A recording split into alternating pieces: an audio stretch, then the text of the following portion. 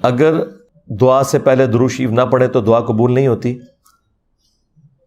یہ دعا کے آداب میں سے ہے۔ جامعہ ترمذی میں 2 احادیث موجود ہیں کہ جو اللہ کا ذکر اور درود شریف پڑھ کے دعا کرتا ہے اللہ تعالیٰ اس کی دعا کو قبول کرتا ہے۔ اور نبی علیہ السلام نے ایک شخص کو دیکھا، جامعہ ترمذی میں موجود ہے، اس نے بغیر حمد اور درود کے جب دعا مانگی تو نبی علیہ السلام نے فرمایا سائل نے جلدی کی ہے۔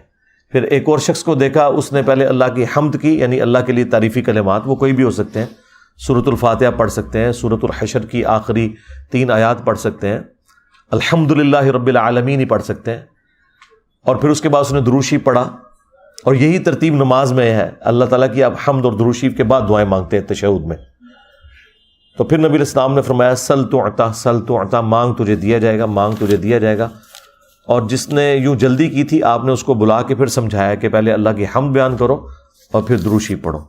درود شریف کے حوالے سے میری تفصیلی ویڈیو ہے، درود شریف سے متعلق 50 کوسچنز، اور تفصیلی مجلس ہے میری 4 گھنٹے کی، وہ آپ دیکھ سکتے ہیں۔